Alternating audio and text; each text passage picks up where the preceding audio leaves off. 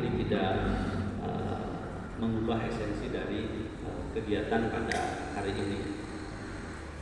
Nah, rekan-rekan sekalian, hari ini mungkin hanya tinggal 38 hari lagi ya, kalau kita akan melaksanakan hajat besar di Kabupaten Cianjur, tentu dengan segala hiruk pikuknya. Apalagi tadi sudah disampaikan oleh Kang Wiman ya, pimpinan Panwas Kecamatan Pasir Kuda, bahwa ada beberapa hal yang memang saat ini sedang ditangani secara khusus begitu. Dan saya kira bahwa inilah tentunya proses perjalanan demokrasi menuju tanggal 27 November yang akan datang.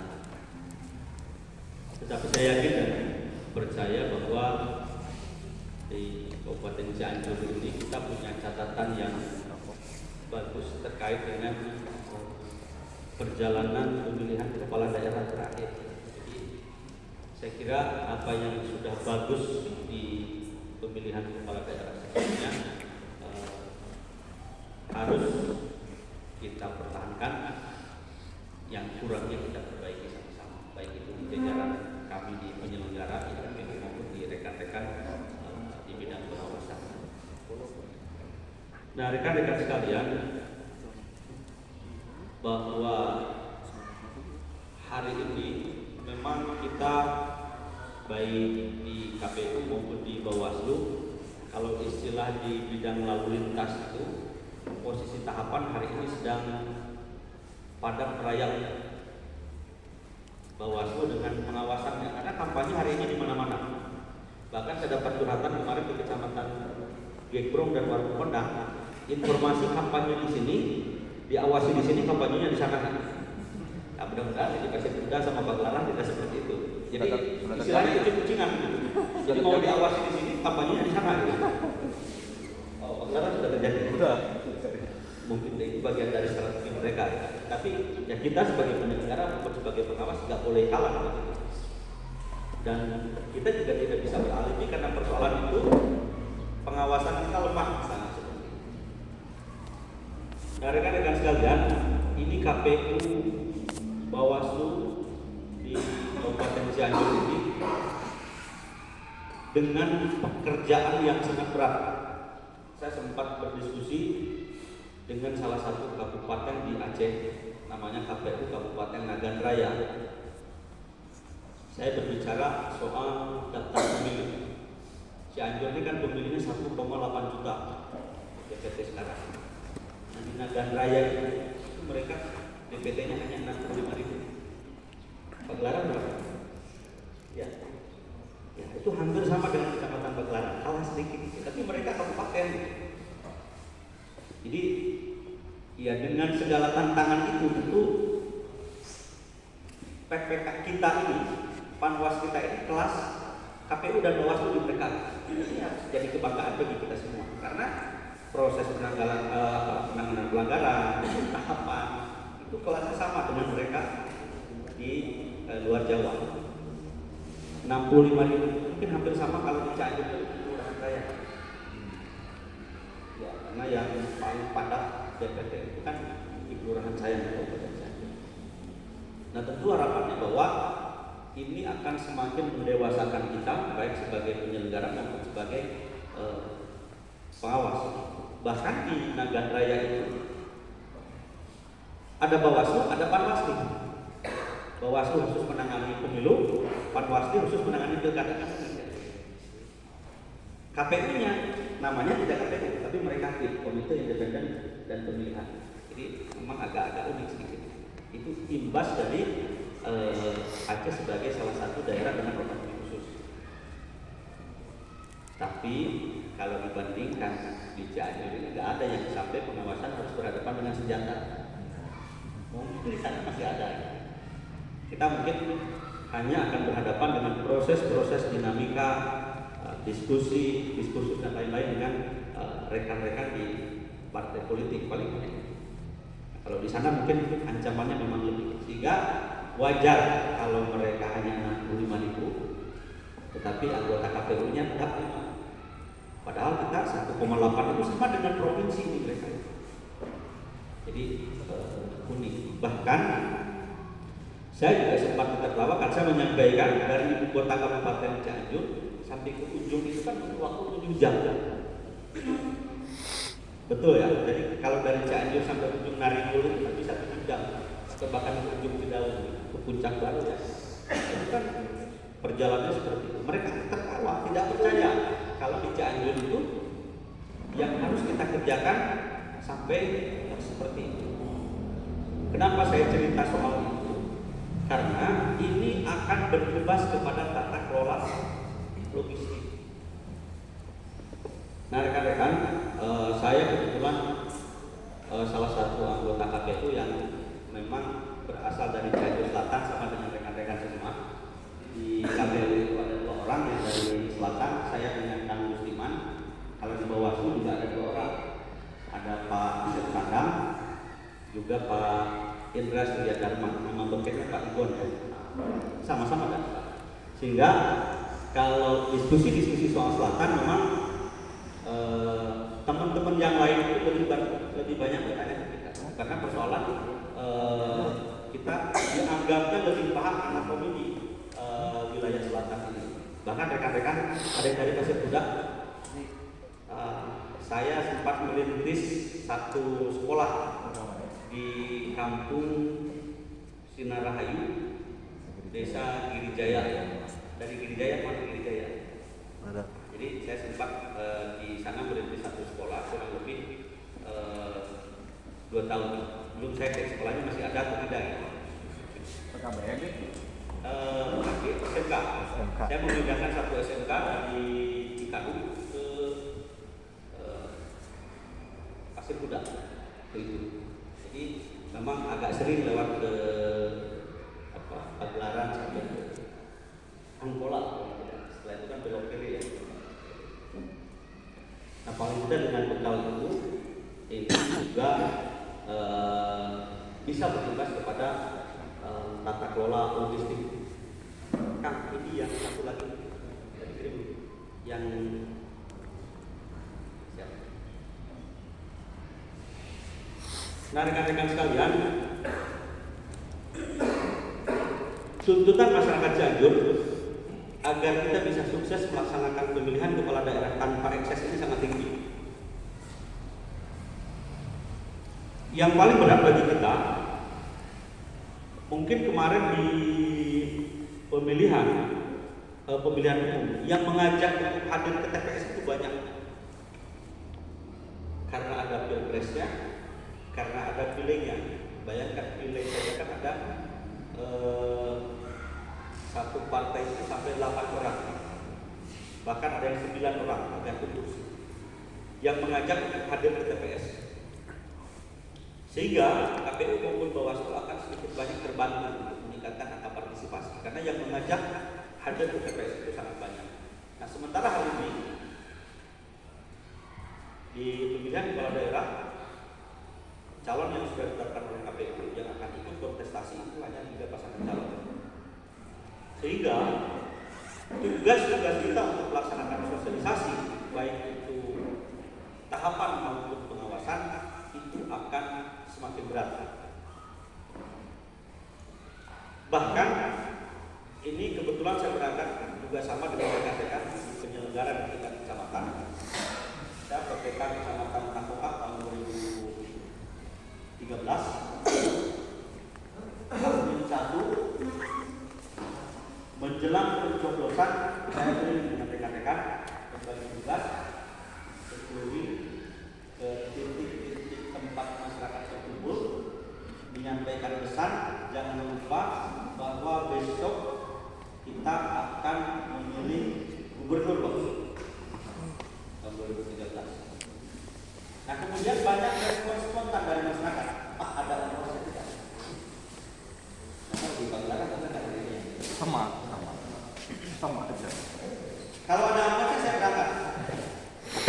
Dikiranya mungkin saya dari partai politik, dari sukses. Bapak bisa kasih yang berapa buat besok saya berangkat? Kan bingung ya, kita sebagai penyelenggara lain. Akhirnya saya menyampaikan pesan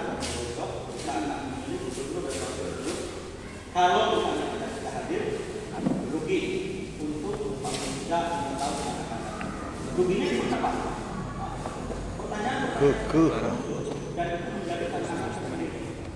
Nah mudah-mudahan hari ini teknologi untuk masyarakat itu sudah mulai sedikit seiring dengan perkembangan Buka tuh lapar ini. digital ya. Buka lapar. Bahkan yang tadi disinggung oleh ketua Pak Mas juga, kalau mungkin kita tidak bicara di era digital, kasus tersebut tidak akan sebesar ini.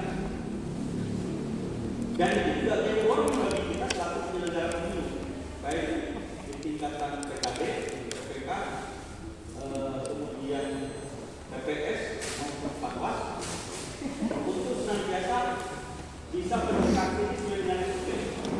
Bayangkan kalau kita sedang bercanda, misalnya, sekarang juga sudah menjadi sensitif. Kalau kemarin begini kita aman, begini aman, begini aman. Tapi sekarang begitu penyelenggara, bisa apa itu? Walaupun misalnya kita sedang bersandar. Ya, karena dengan cara digital itu memang ada juga dampak negatif. Positifnya kita akan mudah menyampaikan informasi rekrutan KPPS. Dulu itu jarang sampai membludak. Rekrutan KPPS jarang sampai nanti. Tetapi hari ini karena mungkin perkembangan platform media sosial yang sangat tinggi sehingga juga perlu berubah. Bahkan waktu pemilu 2024 kemarin rekrutan KPPS dan PTPS sampai rebutan. Ada yang sudah daftar KPPS coba perhitungan di PTPS. Begitu sebaliknya. Bahkan kemarin pemilu penyelesaiannya sampai KPU dan Bawaslu. Tetapi bagi saya itu adalah satu kegembiraan tersendiri. Ada masyarakat antusias terlibat mengawal proses ini. Nah maka saya selalu menyampaikan ini kepada saya bahwa pemilu itu bukan hanya soal akan terjadi pergantian pimpinan atau akan terjadi suksesi kepemimpinan. Tapi justru dengan pemilihan ini kita akan mengetahui banyak hal masuk ke ini ya, karena nanti kaitannya dengan saya mendapatkan informasi di pemilu kemarin dari kecamatan itu ada yang minta izin untuk memindahkan proses rekap di TPS karena akses internet. Berarti memang di Jakarta orang sudah berpikir baik ini kita tinggi aja dulu. Ada yang daerah kita yang seperti itu. Berarti kan ini ada yang wajib disentuh oleh pemerintah. Kemudian ada juga yang mengeluh listriknya sudah 3 kali mati pada saat proses rekap. Berarti kan dalam hal ini infrastruktur kita di bidang listrik kan juga belum rata. Kemudian tadi ketika rebutan mendaftar KPPS sebarengan. Ini berarti persoalannya SDM. Bukan berarti SDM kita nggak ada yang bermutu. Tetapi ada yang bermutu, tapi nggak minat urus soal pemilu. Tetapi ketika ada, ya posisinya seperti itu di mana pemilu KPPS, pemilu KPPS. Tapi SDM kita juga dari sisi kapasitas harus ditingkatkan. Dan tanggung jawab kita semua, bukan hanya tanggung jawab kita, tapi tanggung jawab kita sebagai bagian dari masyarakat kita. Oleh karena sekali lagi bahwa kita tidak hanya bicara soal sukses kepemimpinan saja. Belum lagi misalnya kemarin saya dapat keluhan di Kecamatan Mulia dari petugas Pantarli. Pak, ayo kita tahu bantuan kita bagian. Dikiranya Pantarli sedang bekerja untuk mengurus bantuan. Ketika menurut saya sampaikan dan yang hari ini didata besok akan dapat bantuan pada tanggal 14 Februari 5 surat suara bisa dibuat tapi nggak bisa dibawa pulang itu adanya. Nah ini ya pendidikan politik yang juga harus sampai ke masyarakat dengan karakteristik berbeda. Apalagi besok kita akan menyelenggarakan dua pemilihan sekaligus, pemilihan wakil bupati, juga pemilihan gubernur, wakil gubernur. Nah, rekan-rekan sekalian, ketika berbicara logistik, saya yakin dan percaya mungkin rekan-rekan sudah lebih ahli soal ini. Rekan-rekan sudah lebih ahli soal logistik ini, karena sifatnya hanya mengulang dari pilkada ke pilkada, dari pemilu ke pemilu. Hanya memang sedikit banyak itu dilakukan perubahan untuk melakukan proses-proses perbaikan. Next kan? Lanjut lagi. Nah, saya dengan Pak Wasku tidak akan pernah bicara soal regulasi, karena ternyata begini kan, PKPU itu yang diberikan KPU RI, ternyata yang lebih banyak baca ini adalah PKP dan Panwas ketimbang KPS dan PPK. Buktinya apa? Ketika saya berbicara soal itu di Bimtek sudah disampaikan, ulang Bimteknya regulasi soal ini apa? Regulasi soal ini mana? Artinya kan tidak pernah dibaca, bahkan di regulasi yang sudah jelas. Nah, rekan-rekan sekalian, coba dicek, kita lihat sama-sama. Saya yakin tidak ada yang berubah. Perlengkapan pemungutan suara dari dulu, kotak suaranya masih kotak. Enggak, sekarang misalnya jadi bulat jadi bulat. Dari dulu kotak suaranya bukan kotak. Dan perlu disampaikan kepada rekan-rekan semua bahwa hari ini kotak suara sudah ada di bidang logistik KPU Kabupaten Cianjur. Jadi ini akan bisa menjawab tantangan, menjawab pertanyaan, apakah misalnya KPU Kabupaten Cianjur sudah siap melaksanakan pemilihan kepala daerah? Belum siap. Salah satunya kotak suara sudah sampai di gudang KPU Kabupaten Cianjur. Kemudian yang kedua, soal surat suara. Nah, kalau surat suara ini karena sensitif rekan-rekan.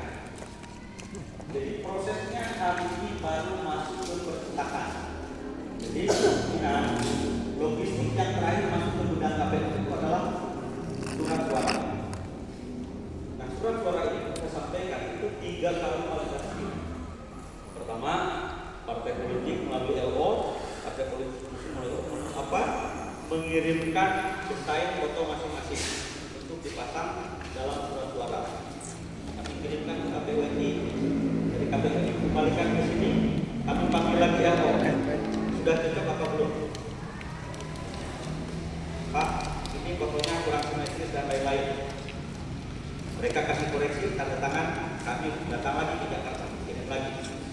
Sampaikan, ini ada koreksi seperti ini. Muncul lagi dari Jakarta, ini fotonya Pak kurang begini sedikit. Dari awal koreksi lagi, kirim lagi ke sana. Baru nanti final ditanda tangan oleh masing-masing perwakilan LO partai politik. Baru kami bisa kirimkan ke KPU RI. Tetapi tentu ada beberapa kerahasiaan yang harus dijaga. Kemudian cerita ini jangan juga kita harus berbicara. Kemudian bilik pemungutan suara dari gudang, segel dari gudang ini. Kemudian alat untuk memberi tanda pilihan. Ini belum ada. Tapi kayaknya kalau ini mudah, tidak perlu melibatkan cetakan, cukup melibatkan pembangunan. Karena alat coblos itu kan biasanya paku. Kemudian yang ketujuh adalah TPS. Nah, ini rekan-rekan yang perlu perhatian khusus dari kita semua. Kalau saya belajar dari kemarin pemilihan umum tahun 2024 yang digelar pada 14 Februari, memang kita agak sedikit kedodoran dalam permasalahan di TPS, terutama karena pagi hari sebelum pencoblosan kita dibutuhkan rezeki yang melimpah dari Allah Subhanahu wa Ta'ala berupa turunnya hujan. Kalau tidak salah, kalau itu ada yang TPS-nya bergeser karena angin kencang. Kemarin di warung kondang saya dapat pertanyaan, Pak, betul nggak dalam situasi hujan lebat seperti itu KPU tidak mengizinkan TPS-nya dipindahkan karena alasannya tidak bisa menyerap anggaran? Saya bilang TPS tidak perlu dipindahkan, memang betul. Kita cakap itu hujan nanti yang dipindahkan itu kalau sudah dapat persetujuan dari saksi, dapat persetujuan dari PTPS atau lebih lanjutnya PKD, itu adalah isinya. TPS nggak bohong. Kalau misalnya TPS dibangun di tanah datar, di lapangan yang nggak usah dikerjakan. Yang direlokasi itu, kalau misalnya dalam kondisi force majeure seperti itu adalah isinya. Tapi tentu kami juga butuh pertimbangan saksi, pertimbangan dari PTPS. Kalau soal serapan anggaran selama memang sudah dibuat TPS, selesai. Seperti itu. Ini gua ada pertanyaan sampai seperti itu. Kata KPU tidak diizinkan karena tidak bisa menyerap anggaran kalau TPS-nya tidak, kalau TPS-nya dipindahkan. Nah, saya bilang, saya yakin PTPS pasti punya pertimbangan. Kenapa? Salah satunya surat suara dengan kekuatan yang namun kehujanan tetap aja. Kalau kita ketika kehujanan, insya Allah masih aman gitu ya. Tapi kan nggak bisa dicoblos. Nah, tapi karena surat suaranya dari atas, makanya habis hujan, bolong-bolong di sana sini, misalnya bocor di sana sini tidak ada ikhtiar untuk memindah. Yang penting secara substansi itu tidak ada yang membuat. Misal, ini dalam proses rekapitulasi, Pak Pageran pada saat di TPS itu baru selesai 5 kali pagar coret gitu ya. Tapi pada saat pindah, nah tiba-tiba jadi A1 nah, itu yang tidak boleh. Nah, seperti itu. Maka ketika terjadi force majeure seperti itu, dipastikan harus ada keterlibatan saksi, ada keterlibatan dari PTPS untuk mengantisipasi bagaimana langkah yang harus ditempuh ketika terjadi kondisi seperti itu. Makanya kami juga sudah arahkan ke teman-teman di PPK maupun PPS agar segera berkoordinasi dengan lingkungan sekitar. Untuk apa? Antisipasi ketika terjadi hujan lebat. Kan yang namanya di TPS itu ada batas waktu. TPS buka pukul 7, selesai pukul 13. Setelah itu masuk mereka pun ada batasnya sampai korek malam. Ya udah. Kemarin kan ditambah 12 jam sampai hari ini. Sekarang kan belum bisa seperti itu. Karena pemilihannya kan hanya ada 2 pemilihan. Paling sampai jam 12 malam. Nah, kalau nggak bisa memaksakan di situ, apa iya bisa menjamin tepat waktu kita bisa. Sementara kalau misalnya overtime kan harus buat berita acara, prosesnya seperti ini, ya makin rumit seperti itu. Sehingga ya kami minta juga agar full power mengawasi soal ini. Apalagi misalnya KPU hari ini sedang membahas 19 isu strategis yang akan digunakan dalam proses pemilihan nanti 27 November yang akan datang. Dia akan kebijakan contoh misalnya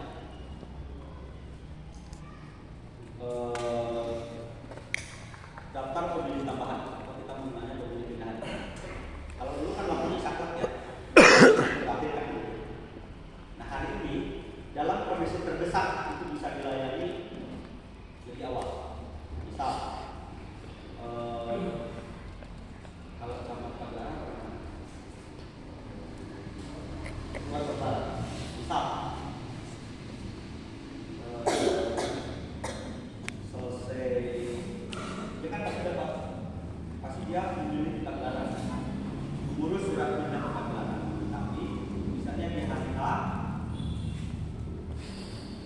ada keperluan mendadak, misalnya dia harus ke Cianjur atau misalnya harus ke Cidaun yang mungkin membutuhkan waktu lebih banyak, misalnya keluarganya sakit dan lain-lain, maka itu bisa dilayani lebih awal tanpa harus menunggu nanti jam 11 atau jam 12 siang. Tapi hari ini memang ketentuannya baru akan diundangkan dalam bentuk dan jenis. Itu salah satu yang memang akan menjadi terobosan dari KPU agar tidak lagi ada keluh kesah soal misalnya pelayanan di tempat ini. Kemudian yang berikutnya misalnya surat suara. Saya ini masih sama dengan sebelumnya bahwa identitas surat suara yang nomor 2 itu boleh menggunakan stempel.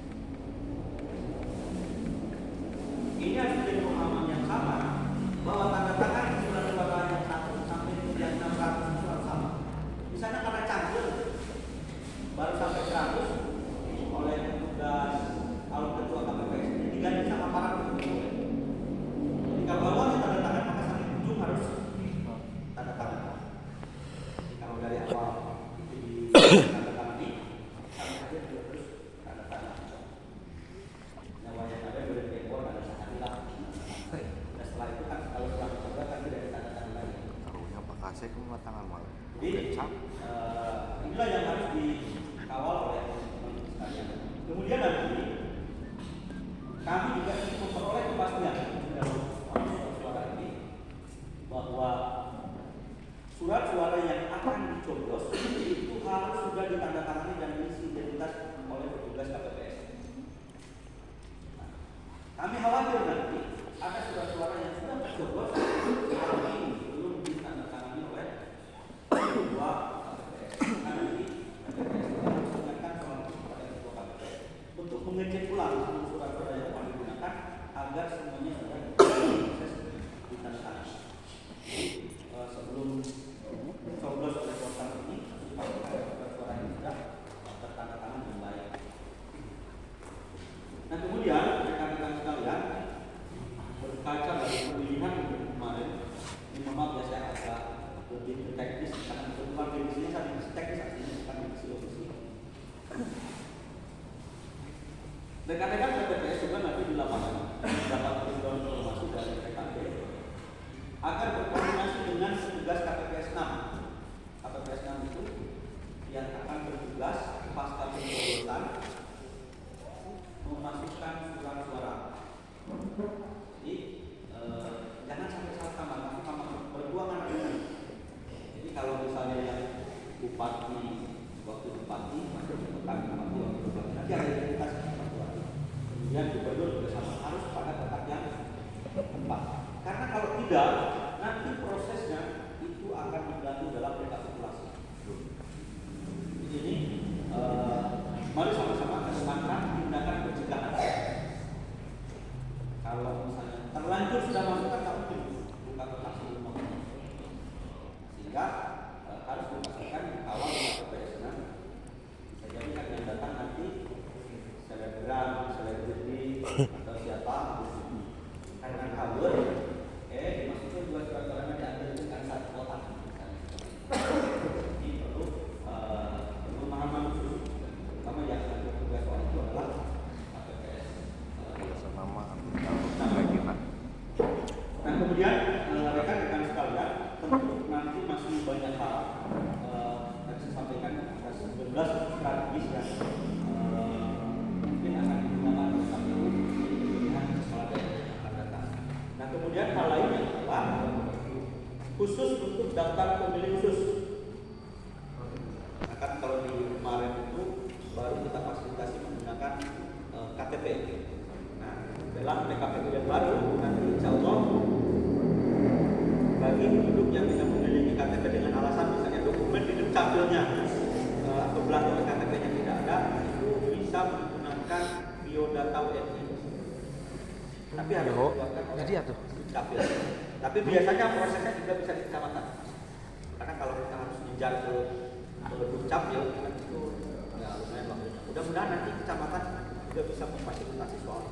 Karena dimungkinkan, kenapa misalnya kemarin ada masyarakat yang tidak terdata masuk ke dalam BPD, mungkin dalam prosesnya karena dia misalnya tidak memiliki KTP dan lain-lain. Maka prosesnya kami mendorong pemerintah agar kita bisa sama-sama menjaga itu. Warga masyarakat Kabupaten Cianjur nanti pada tanggal 27 November harus bisa menggunakan hak pilih. Hak pilihnya harus terjamin, maka ketika tidak ada KTP, ya nanti solusinya adalah menggunakan biodata WNI.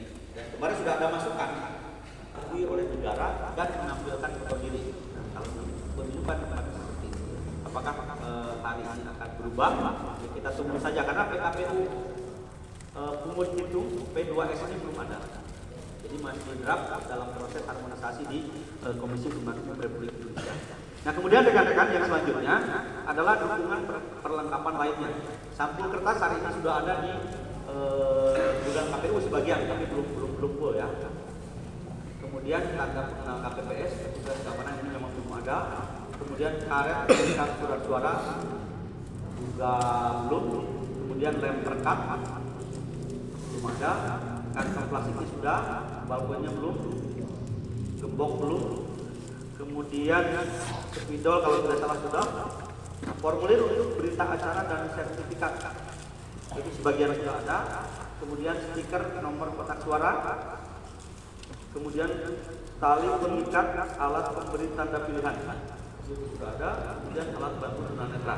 Nah yang ini rekan-rekan, bahwa kemarin pasca pengundian nomor urut KPU dalam tanda kutip mendapat beberapa sorotan terkait bahwa katanya KPU tidak berpihak kepada teman-teman disabilitas.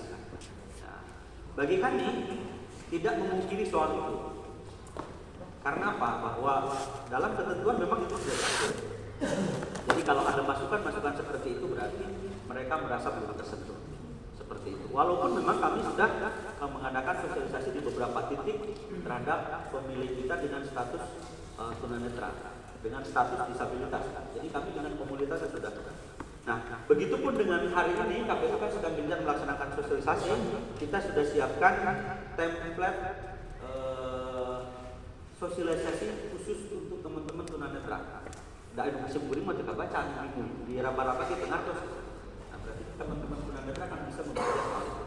Nah, jadi soal tunanetra juga insya Allah kita fasilitasi. Termasuk nanti pembuatan TPS kita sudah arahkan rekan-rekan di PPK kemudian PPS agar mempertimbangkan teman-teman disabilitas. Bukan hanya mempertimbangkan tapi juga memprioritaskan. Bahkan sekarang kursi duduk untuk teman-teman lansia, ibu menyusui, juga teman-teman disabilitas harus diberi tanda khusus. Jadi diberi nama khusus kursi prioritas. Karena kalau di situ tertulis kursi disabilitas bisa jadi nanti ada ketersinggungan dan lain-lain. Maka kita menyebutnya nanti itu kursi prioritas. Artinya kursi itu bisa diduduki oleh teman-teman disabilitas, lansia, atau ibu hamil. Kalau bapak menyusui nggak boleh. Jadi hanya untuk yang itu saja. Jadi kalau nanti tiba-tiba teman-teman duduk di situ berarti pilihannya tiga. Kalau tidak lansia berarti disabilitas, tapi kalau tidak disabilitas tidak menyusui. Apalagi kalau bapak-bapak duduk di situ berarti kemungkinan Bapak-bapak menyusui. Bapak-bapak menyusui gitu. Kalau masih segar-segar seperti itu. Nah kemudian di samping isu-isu strategis yang tadi sudah saya sampaikan, rekan-rekan sekalian, petugas kami di KPPS ada 7 petugas TPS, ada 2 petugas keamanan. Nah, ini yang ramai kemarin di pemilihan umum itu karena ada petugas keamanan kami yang tidak sengaja ke belakang, ada yang memotret, ada yang mengambil gambar dari depan, seolah-olah sedang mengarahkan untuk memilih calon tertentu. Atau misalnya diasumsikan bahwa yang bersangkutan sedang melihat si A atau si B sedang coblos apa. Mereka ramai seperti itu. Nah nanti mohon juga diingatkan oleh petugas TPS agar 2 petugas kami, petugas keamanan ini fokus ke keamanan saja, tidak untuk hilir mudik. Karena biasa akan ada yang masyarakat yang jadinya sok hayang kurilingan dan cicing. Jadi mohon kerjasama nanti ini diingatkan untuk meminimalisir. Kalau video kan bisa-bisa lah ya, ada narasi kalau video, misalnya dia sedang apa. Tapi kalau sudah foto kan, kalau sudah foto itu bingung.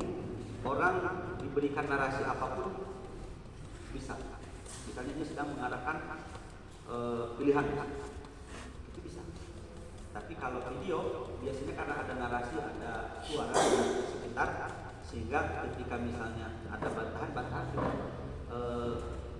bisa melakukan klarifikasi. Tapi kalau untuk foto agak susah. Makanya tentang saya sedikit curhat. Saya mungkin salah satu anggota KPU yang sulit ditemukan di luar mobil. Karena apa? Sensitif Bang waktu filman. Coba bayangkan.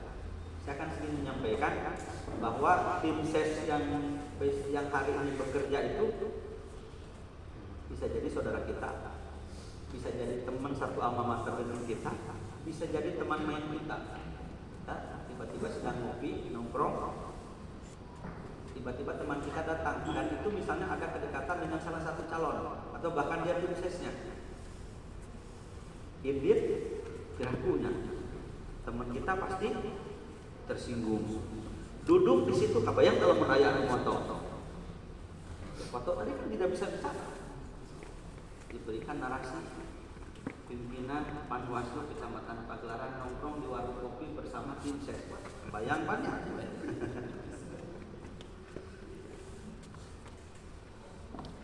Seperti itu. Jadi ruang gerak kita ini akan semakin sempit. Maka bagi saya mending tidur di rumah, mending ya cukuplah nongkrongnya di rumah.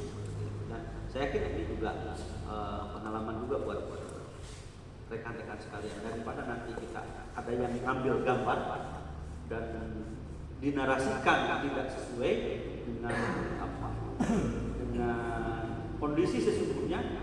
Karena bisa jadi kan orang itu ngobrol main koleksi, bageula keur budak dan lain-lain akhirnya. Tapi karena foto tidak bisa bicara, ya akhirnya narasinya bisa lain.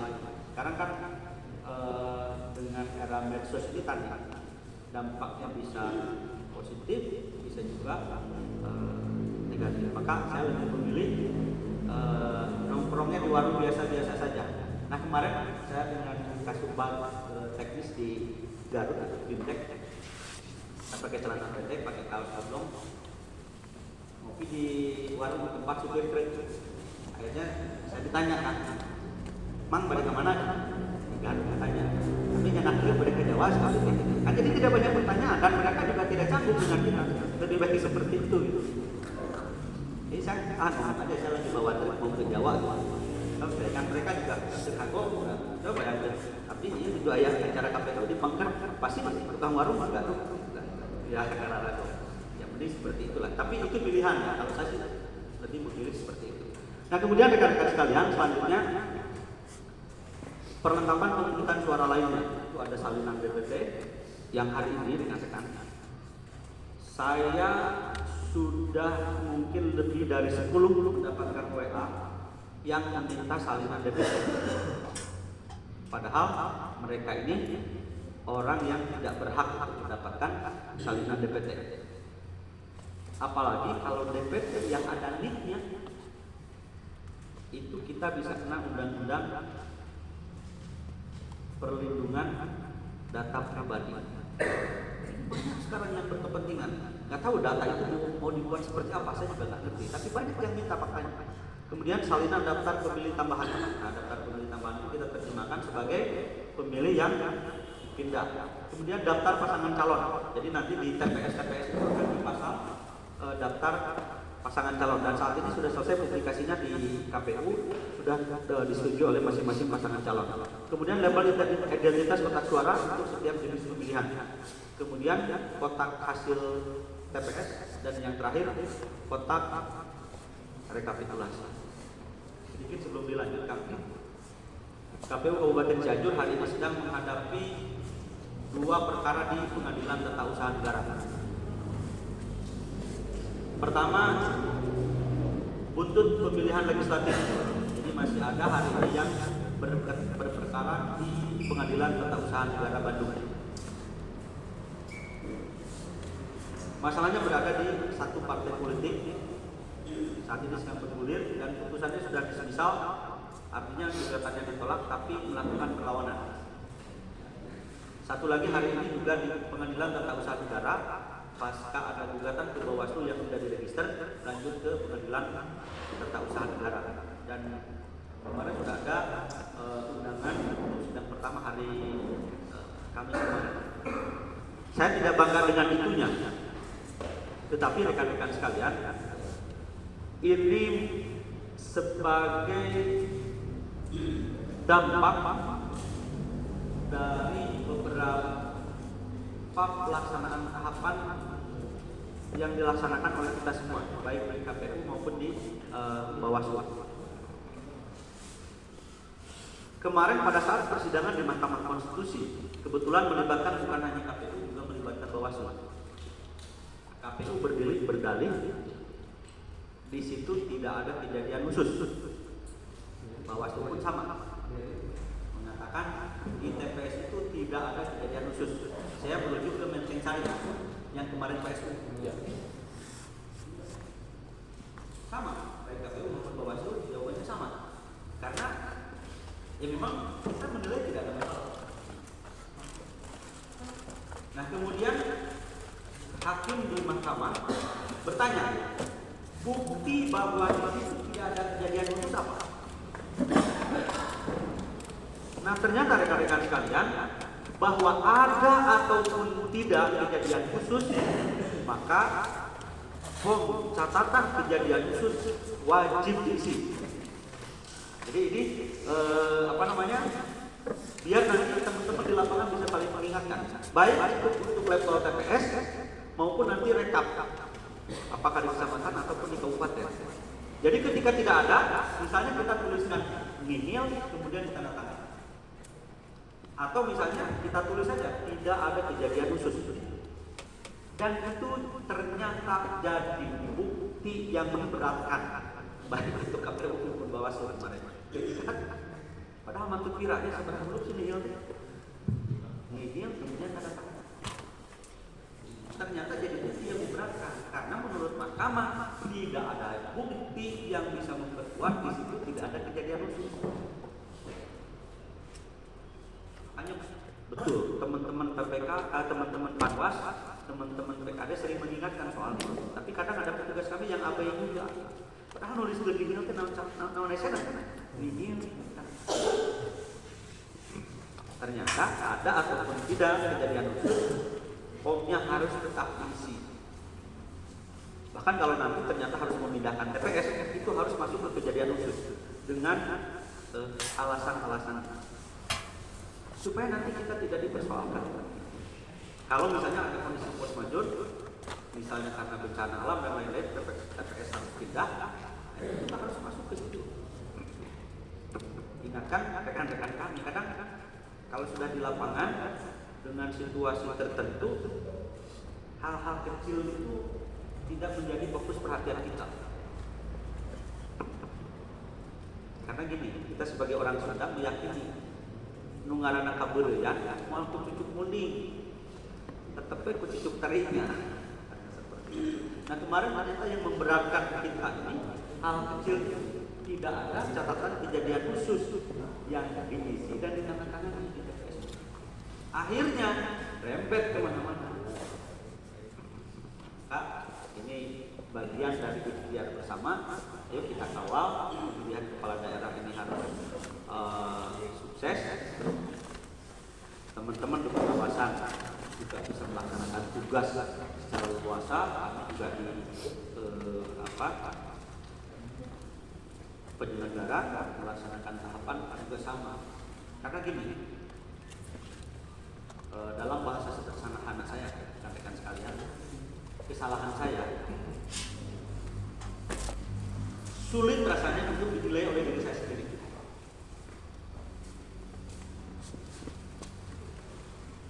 Tapi saya mungkin akan dengan mudah melihat kesalahan atau kekurangan orang lain. PPK pun sama, teman-teman Panwas pun sama. Maka kemarin saya menghadirkan narasumber pada saat Bintek PPK itu pimpinan Bawaslu Jabar Pak Harun. Hadirkan agar juga punya pemahaman PPK dari sisi pengawasan ini tahapan pelaksananya seperti ini. Agar nanti di motor-motor banyak yang kalau sampai saya dengan Pak Igon harus terjun cek PPK mau dibikin, Panwas kudu dibikin seperti itu. Supaya pemahaman-pemahaman yang jadi pakai kan anu hiji kekeulah kekeh kudu kan. Nah, tidak seperti itu.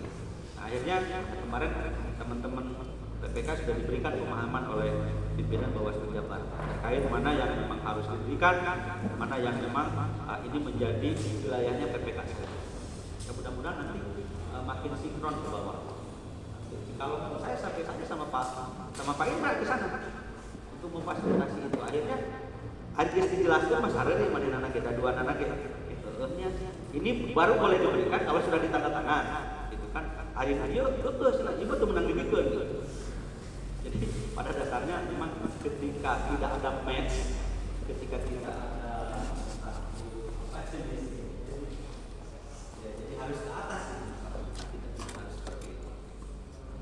Coba dilanjutkan.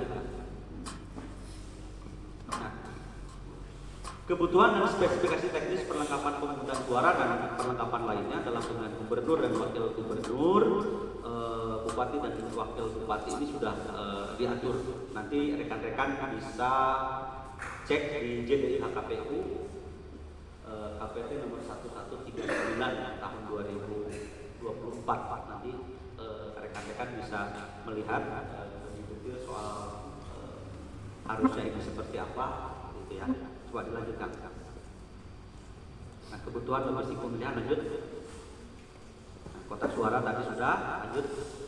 Nah, surat suara untuk bupati itu warnanya abu-abu ya, biru atau abu-abu itu, nah, biru muda. Nah, kemudian untuk gubernur itu merah. Kalau kemarin ini rasanya dipakai untuk presiden, untuk merahnya oleh DPD kan kemarin. Nah, ini sekarang seperti ini. Selanjutnya tinta. Nah, bilik suara masih sama menggunakan spesifikasi yang seperti pemilu kemarin, alat untuk memberi tanda pilihan. Ini paku mungkin sama bantalnya. Selanjutnya ini segel. Kemudian selanjutnya salinan DPT dengan dan tanpa nik ya, tidak ada dua. Salinan DPTB, kotak hasil TPS. Kalau kemarin kan kita menggunakan kontainer ya. Kemudian kotak rekapitulasi daftar pasangan calon, label identitas, kotak suara. Nah, kemudian rekan-rekan, karena berbagai keterbatasan, ada mungkin nanti TPS tertentu yang tidak memiliki alat pengganda. Bisa jadi ditemukan nanti. Nah, kalaupun diberikan dengan yang elektronik, artinya dalam bentuk PDF, itu boleh. Yang paling penting itu sudah ditandatangani oleh saksi. Nah, kemudian juga saya ke rekan-rekan sekalian, karena dokumen seperti C hasil itu menjadi dokumen publik saat ini, boleh difoto, juga boleh di video. Nah, saya nanti atas arahan KPU RI boleh memfoto itu kalau datanya sudah final. Ya, kalau datanya sudah final, artinya sudah ditandatangani oleh para saksi, itu baru difoto. Jadi kalaupun disebarkan, ini legalitasnya sudah jelas. Ada yang menandatangani secara sah dokumen tersebut. Saya khawatir begini, ada kekeliruan misalnya soal penghitungan. Misalnya harusnya ini itu angka 8, padahal harusnya 3 misalnya, karena kesalahan penghitungan dari dari sebelumnya. Kemudian sudah ada yang memfoto dan itu disebar. Masyarakat akan lebih mudah mempercayai itu ketimbang dokumen akhir yang ditandatangani. Jadi masyarakat akan cenderung mempercayai dokumen yang pertama kali difoto kemudian disebar, ketimbang nanti dokumen yang sudah akhir, yang sudah divalidasi, kemudian itu disebarkan. Belum tentu masyarakat akan mempercayai yang akhir. Oleh karena ini pemahaman bersama bahwa dokumen kalau mau difoto, kita tidak melarang memfoto, silakan saja, hanya dipastikan bahwa dokumen itu sudah final, sudah selesai. Jadi kalau tersebar dokumen itu memang dokumen yang sah, saksi sudah tanda tangan, KPPS juga sudah tanda tangan. Nah, ini khawatirnya kalau soal mendapatkan C1, C hasil, saya yakin dan percaya lebih cepat PKD ketimbang PPS. Yakin saya, lebih canggih PKD daripada PPS. Begitupun PPK, lebih cepat masuk ketimbang PPK. Yakin? Karena prosesnya kan mereka itu harus rekap secara berjenjang, harus mengganda. Sementara kan rekan-rekan kalau sudah jadi foto kirim ke pimpinan wajah. Jadi kita tidak mempersoalkan soal itu. Tapi kalau soal kecepatan data, saya yakin Panwas akan lebih cepat mendapatkan data ketimbang PPK. Walaupun petugas PPS kan cuma satu. Seperti itu. Kemudian lanjutkan kotak hasil TPS ini 62 kabel disk, jadi pakai pengaman masing-masing kotak hasil dari TPS nanti ketika rekapitulasi TPK ini selain pakai kabel disk namanya untuk ramah prepad ya, dan juga menggunakan 6 segel. Selanjutnya, ini karet selanjutnya. Sampul sebagian sudah ada di KPU Kabupaten Cianjur. Nah ini juga rekan-rekan, saya sempat di BAP Bawaslu Kabupaten Cianjur soal sampul.